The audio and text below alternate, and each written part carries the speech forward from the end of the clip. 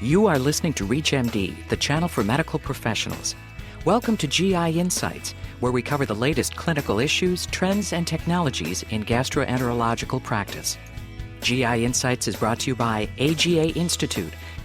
Your host for GI Insights is Professor of Medicine and Director of the Digestive Disease Center at the Medical University of South Carolina, Dr. Mark DeLegge. Are the newer methods of colorectal cancer screening, including fecal blood and DNA testing, as effective as the colonoscopy? When should fecal testing be used in place of a colonoscopy? Joining us to discuss state-of-the-art in colorectal screening and primary prevention is Dr. Douglas Rex, Distinguished Professor of Medicine at Indiana University School of Medicine and Chancellor's Professor at Indiana University, Purdue University, Indianapolis. Welcome, Dr. Rex. Thanks, Mark. So, Doug, I have a lot of questions here, and we'll get right to it. When we talk about fecal testing to detect, we'll say, cancer, are we talking about looking specifically for cancer, or would these be tools that we could also use to find polyps rather than imaging or using a colonoscopy? Yeah, sure. The primary focus of these tests is really cancer detection. They do have some predictive value for particularly large polyps. So the fecal immunochemical tests probably for advanced adenomas have in studies had, sensitivity that's been up in the 20 to 30% range, but they don't do nearly as well as imaging tests. So the major focus is really on cancer detection. And I guess I should go backwards for a second. The fecal immunochemical testing, what is that exactly? What are we testing? The fecal immunochemical test, or what people call FIT, is basically an immunoassay for hemoglobin. There are some assays that have looked at other proteins in the stool, like haptoglobin or the combination of hemoglobin and haptoglobin, but most of them are tests for hemoglobin in the stool. And these tests have better performance characteristics than the older guaiac-based cards, such as, the one that was most commonly used was the Hemocult 2 card. And actually, the most recent guidelines recommend that we should now be substituting the FIT for the older Hemocult 2 card for screening test. Now, Hemocult Sensa in the most recent guideline, which is sort of the improved version of guaiac-based testing, and in its application it's very similar to the Hemocult 2 card, is considered to still be acceptable. There have been some comparative studies with different results, but I think overall the movement right now is toward the FIT. The FIT has an additional advantage in that they're generally easier to do, and so adherence rates tend to be higher. And two recent randomized trials from the Netherlands showed that there were 10 and 12% gains in adherence rates. So the combination of better sensitivity with about the same specificity plus better adherence means that about twice as many patients with advanced lesions, cancers, and adenomas get detected. So the FIT test itself, I'm used to the guaiac test where the patient or yourself during a rectal examination or the patient with their own stool would place it on a piece of specialized paper and you put a color in there and look for blood. Is the FIT test different? Is how you obtain the sample different for the patient? Well, that's going to depend on which commercial assay is used. And, that was actually just shown in the Annals of Internal Medicine to potentially be a problem. There's a German study that looked at 5 or 6 different FITs. And in the United States, we have a number of these tests that have been approved by the FDA. And I think that generally people have not anticipated that the commercial performance of these different tests was going to be dramatically different. But in the German study, which is one of the biggest studies to compare, there haven't been that many studies that have compared different assays, showed that there were really substantial differences in performance. That's a problem right now because we have a variety of different assays. And I think that we're going to have to step back because we need similar studies like that in the United States. I would encourage people to, I'm sort of reluctant to name which commercial assays to use, but some very large groups that have an interest in fecal immunochemical testing like Kaiser and so on have looked at this fairly carefully and made a decision about which one to use. So that's one issue, and that could be a resource for people trying to decide which test. But oftentimes the number of samples that the patient collects is smaller. They may come with basically a hat that's put over the toilet so that the sample doesn't actually fall down into the toilet water. With the guaiac 2 card, oftentimes the patient was instructed to use a wooden spatula to get a hold of the stool and then wipe the samples. on there. So with the FITs, you typically have either just one or two samples that are tested, and some of them, for example, involve a brush method so that there isn't quite as much stool that has to be handled. The brush is then inserted into a little container, screwed on, and then sent back to the laboratory. Some of the bigger organizations that have made the switch to FITs are using laboratory-based FIT tests. So the patient actually, rather than having it developed in the office, which is another possibility, the thing is actually returned to the clinical laboratory in order to get the result. With the FIT test and with the guaiac cards, one of the other fecal testings could be, I suppose, DNA testing. Can you give us a little insight on fecal DNA testing? Well, the fecal DNA testing has changed somewhat over the last few months. The assay that's become available is the Vimentin gene hypermethylation test. And a couple of papers have come from Steve Itzkowitz's group that have evaluated a simplified version of the test that's been commercially available since 2003. That original test looked at over 20 individual point mutations and other changes in DNA and was reported in the New England Journal to have a sensitivity for cancer of 52% back in 2004 and had pretty good specificity at about 95%. So the test was also pretty expensive.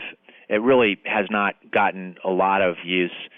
So there's been an effort to simplify it, and Itzkowitz reported a couple of studies looking at a simplified assay where just the so-called DNA integrity assay and then hypermethylation of the Vimentin gene were used.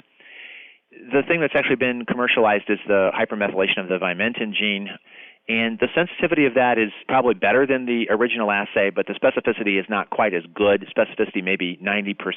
The specificity of the combination assay was, in the lower 80s in terms of specificity. And when you lower the specificity with one of these tests, it can become problematic, especially if the test is done with some frequency, because you start having so many patients having positives that you're basically just kind of doing screening colonoscopy. And the recent guidelines did not make a recommendation about how often fecal DNA testing should be done because we just don't have much evidence from so-called program sensitivity, how the test performs when it's done repeatedly, say annually or every 2 or 3 years. Fecal DNA testing is still considerably more expensive than the FIT. The FIT reimbursement is about $22, for example, from Medicare, whereas you're looking at the range of $240 for the Vimentin hypermethylation assay. The specificity issue becomes greater as patients get older because hypermethylation is just a more common phenomenon in older patients. It's hard to say exactly what the role of fecal DNA testing should be at the present time. My own sense is that the better results that we've seen from fecal immunochemical testing would tend to dominate fecal DNA testing because they have pretty comparable sensitivity for cancer. They are probably as or more specific and considerably less sensitive. We can conjure up different approaches like using FIT and fecal DNA testing in combination, but we just don't know really how well that would perform. But it might be something that someone who just can't do colonoscopy and wants to get screened might choose to do. I think the other part about fecal DNA testing that's a little bit tricky, it's not as well defined as fecal occult blood testing, is that, when the test is positive and the colonoscopy is negative, and that's a pretty common occurrence. Sometimes it's not clear how far to go. My own sense is that people should stop in terms of the evaluation at that point. Some people have done, upper endoscopy or CT scanning. I think in general, if the patient's not symptomatic, that's not productive to continue to do more testing in the fear that this abnormal DNA is coming from some location other than the colon. If you're just tuning in, you're listening to GI Insights from ReachMD Radio on XM 160, the channel for medical professionals. I'm your host, Dr. Mark DeLegge, and joining me to discuss state-of-the-art in colorectal screening and primary prevention is Dr. Douglas Rex, Distinguished Professor of Medicine at Indiana University School of Medicine, and Chancellor's Professor at Indiana University, Purdue University, Indianapolis. Doug, on a more, I'll say conventional, but a more routine screening of the colon with regards to colonoscopy, and we've heard a lot about CT colonography. The first thing I have to ask you, with colonoscopy, there's some inherent risk to that. We know that, the most common being perforation. Are there things going on now technology-wise to try to minimize that risk?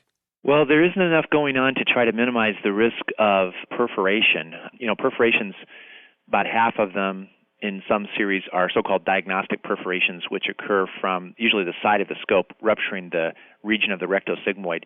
I think that can be reduced by the use of thinner, more flexible scopes like pediatric scopes in patients, especially who are at high risk for perforation. So they've basically got an abnormal colon. Patients who are on chronic corticosteroids have had radiation to the pelvis, perhaps patients with known severe diverticular disease, fixation of the colon, extensive pelvic surgery, etc.